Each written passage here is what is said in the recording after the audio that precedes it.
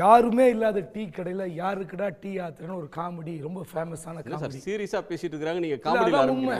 நீங்க யோசிச்சு பாருங்க, சமீபத்தில் நாடாளுமன்றத்தில் அங்க எம்பி பேசுவதை மொழி மாற்றம் செய்வதற்கு ஒரு திட்டம் வருகிறது.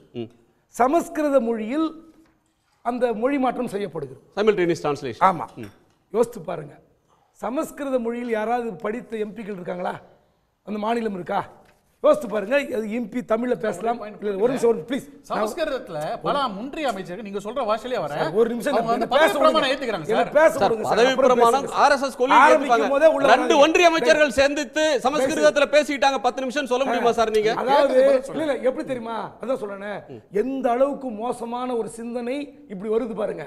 நீங்க அந்த மொழி பேசுகிற மாநிலமோ மக்களோ இல்லாத ஒரு இடத்தில் நீங்கள் சமஸ்கிருதத்தில் ஒரு எம்பி பேசுவதை நீங்க கேளுங்கன்னு சொன்னா அதோட சிந்தனை எப்படிப்பட்ட மட்டமான சிந்தனை. இன்னொன்று சொல்லட்டுங்களா, இப்போ தயவு செய்து மும்மொழி கொள்கை தமிழ்நாடு ஏற்றுக்கொண்டால் இந்த சன் டிவியில் கேள்விகள் எப்படி தெரியுமா மாறும்?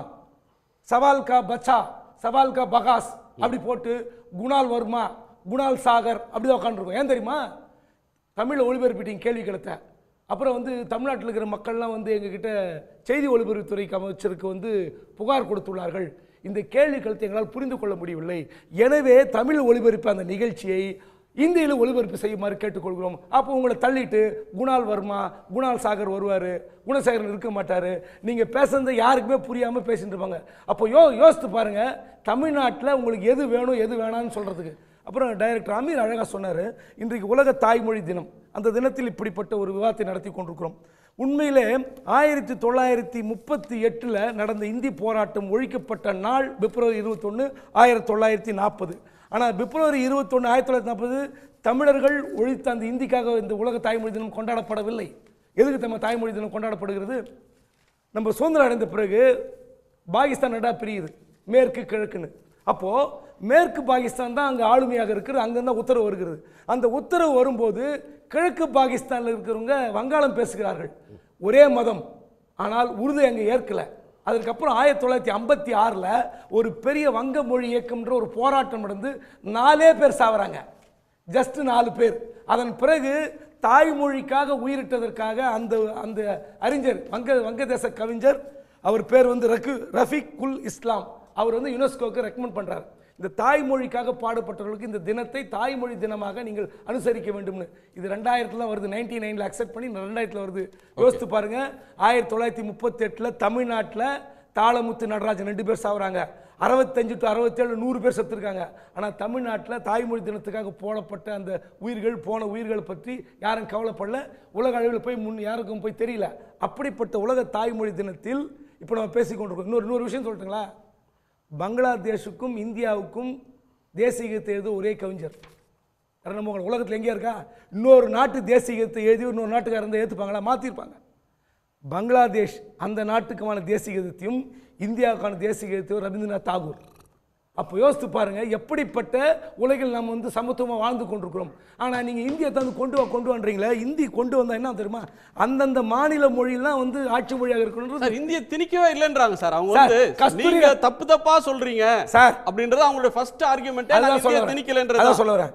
கஸ்தூரி ரங்கன் கமிட்டி என்ன மாதிரி தீர்மானத்தை கொண்டு வந்து 2019 இந்தின்னு சொன்னாங்க. எதிர்ப்பு வந்த உடனே இந்தி வேண்டாம், நீங்கள் விரும்பிய மொழினாங்க Hindi or any other Indian language. அப்போ நோக்கம் என்ன தெரியுமா உங்களுக்கு?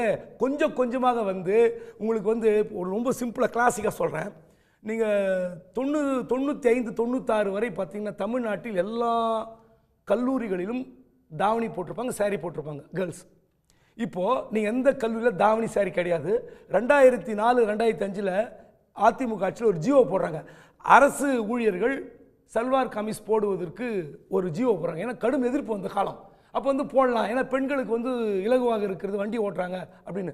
அப்போது ஒரு கலாச்சாரம் எப்படி ஊடுருவி எப்படி நின்று போயிருக்கு. நான் தப்பாக சொல்லலை, அது கம்ஃபோர்ட். அப்போது அந்த ஒரு விஷயம் உள்ளே வந்து விட்டால் வெளியே தள்ளுவதற்கு முடியாது. அப்போ இந்தி எப்படி திணிக்கிறாங்கன்னா, நீங்கள் மெல்ல மெல்ல கொண்டு திணிச்சிட்டிங்கன்னா நாளைக்கு உங்களை இந்தி மாற்றவே முடியாது. இன்னொரு விஷயம் சிம்பிளாக சொல்கிறேன். நீங்கள் இப்போ நண்பர்கிட்ட கேட்டீங்களே எந்தெந்த ஆசிரியர்னு, எங்கள் அப்பா அம்மா டீச்சர், வேலூர் மாவட்டம். எங்கள் அம்மா உருது பள்ளியில் வேலை பார்த்துருக்கிறார், எலிமெண்ட்ரி ஸ்கூலில். அங்கே உருது பாடம் நடத்துவார்கள். எங்கள் அம்மா தமிழ் நடத்துவாங்க வேலூர் மாவட்டத்தில். உருது இருக்கிறது. நீங்கள் சொன்ன அந்த மாதிரி ஓசூர் பார்டரில் கன்னடம் நடத்துவாங்க, மலையாளம் நடத்துவாங்க. நான் என்ன கேட்குறேன், இப்போ நீங்கள் சொன்னீங்களே, திரும்ப திரும்ப கேள்வி கேட்டீங்களே, 15 மாணவர்கள் விருப்ப பாடமாக தேர்வு செய்தால் அங்கே தமிழ் ஆசிரியர் நியமிக்கப்படுவாங்க. சரி, அந்த ஸ்கூலில் 14 பேர் விருப்ப பாடம் தேர்வு பண்ணிட்டான், ஒரு மாணவர் இல்லை, அப்போ என்ன பண்ணுவீங்க? அப்போ 14 பேரோட கதி ஆசை என்ன வருது? இல்ல, அவரே தான் சொன்னார், தமிழ் கத்துக்கணும்னா 15 பேர் இது பண்ணணும், ஆனா ஒரு ஏழை மாணவன் ஹிந்தி கத்துக்கணும்னா அவனுக்கு ஹிந்தி ப்ரொவைட் பண்ணணும்ன்றாரு. அது ஒன்று சொன்னீங்க. அவன் ஏன் பிரைவேட் ஸ்கூலுக்கு போகணும்னு கேட்கிறாரு. அடுத்து அந்த இன்னொரு நண்பர்கிட்ட சொன்னீங்க, மக்களால் தேர்ந்தெடுக்கிற பிரதிநிதிகள் தான் பேசுவாங்கன்னு சொன்னீங்க. நம்பர் அண்ணாமலை சொன்னார் 2 நாள் முன்னாடி, நான் மார்ச் மாதம் முதல் மே மாதம் வரை வீடு வீடாக போய் மக்களிடம் கருத்து கேட்பேன், இந்தி வேணுமா வேணாமான்னு கேட்டார். யோ, அதை தானே நாங்கள் சொன்னோம். நீட் தேர்வு வரும்போது என்ன சொன்னோம்? நீட் தேர்வு வரும்போது இப்போ சொன்னாரா, வீடு வீடாக போய் கேட்போம், மக்கள் ஏற்றுக்கொள்ளவில்லை, மாணவர்கள் ஏற்றுக்கொள்ளவில்லை என்றால் நீட்டு தேர்வு ரத்து செய்யணும் அண்ணாமலை சொன்னாரா? கேட்கலையே. மக்களால் தேர்ந்தெடுக்கப்பட்ட பிரதிநிதிகள் சொன்னாங்கல்ல, அப்போ மக்கள் கிட்ட போய் கேட்க முடியாது என்பதற்காகத்தான் மக்கள் பிரதிநிதிகள் வந்து சொல்கிறார்கள். அப்போ நீட்டுக்கு நீங்கள் இப்படி ஒரு இயக்கம் நடத்துனீங்களா? ஏன் கேட்கல? அப்போ ஏன் வீடு வீடாக போய் கேட்கல? அப்போ நோக்கம் என்ன? நீ இந்திக்கு இப்படி போய் வீடு வீடாக போய் இயக்கம் நடத்துகிற இந்த அமைப்பு, இந்த கட்சி நீட்டுக்கு நடத்தல. உடனுக்குடன் செய்திகளை தெரிந்து கொள்ள சன் நியூஸ் பெல் ஐகானை கிளிக் பண்ணுங்க.